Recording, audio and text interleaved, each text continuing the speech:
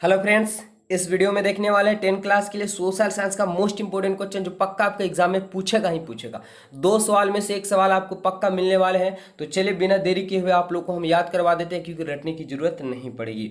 तो यहाँ पे आप लोग पहला क्वेश्चन देख रहे होंगे कि मौद्रिक प्रणाली क्या है। मौद्रिक प्रणाली क्या है, तो आंसर भी लिख चुके हैं और बिल्कुल हम आप लोग को बारीकी तरीके से समझाते हैं, बिल्कुल रटने की जरूरत नहीं पड़ेगी। तो देखेंगे, मौद्रिक विनिमय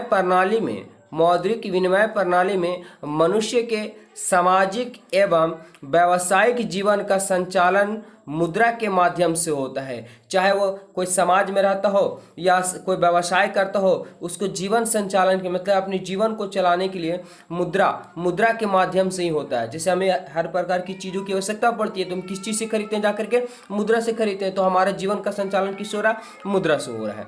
इस प्रणाली के पहले मतलब जब मौद्रिक प्रणाली नहीं था, तब इस प्रणाली के पहले कोई व्यक्ति अपनी वस्तु या सेवा बेचकर मुद्रा प्राप्त करता और फिर उस मुद्रा से अपनी आवश्यकता की अन्य वस्तुएं खरीदता। जब मौद्रिक प्रणाली नहीं था तो अपनी कोई वस्तु को बेचता था और बेच करके उससे मुद्रा प्राप्त करता था, और मुद्रा प्राप्त करने के बाद अपनी मूल आवश्यकताओं की अनेक वस्तु खरीदता।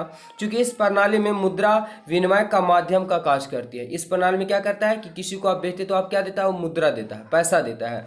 तो देखिए, इस प्रणाली में मुद्रा विनिमय का माध्यम का कार्य करती है, इसीलिए इसे मौद्रिक प्रणाली कहा गया।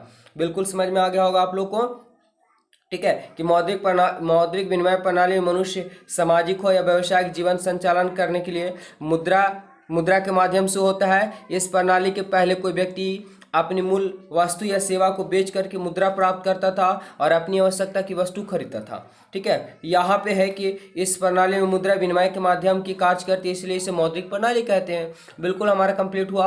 और अगला सवाल इंपॉर्टेंट है, एक और है, मानव विकास रिपोर्ट क्या है। मानव विकास रिपोर्ट क्या है, देखेंगे ध्यान से।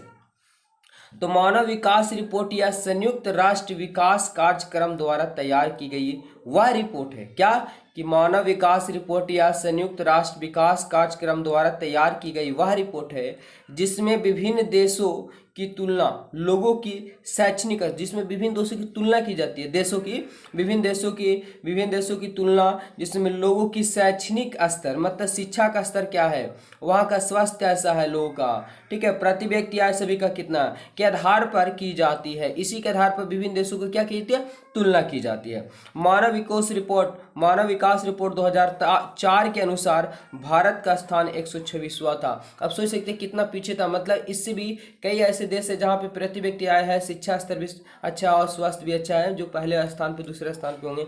इसमें भारत का स्थान 126वां आता है। तो बिल्कुल दोनों क्वेश्चन आप लोग ध्यान याद हो गया होगा। अगर वीडियो अच्छा लगा तो वीडियो को लाइक कर दीजिएगा। जय हिंद, धन्यवाद, मिलते हैं नेक्स्ट वीडियो में।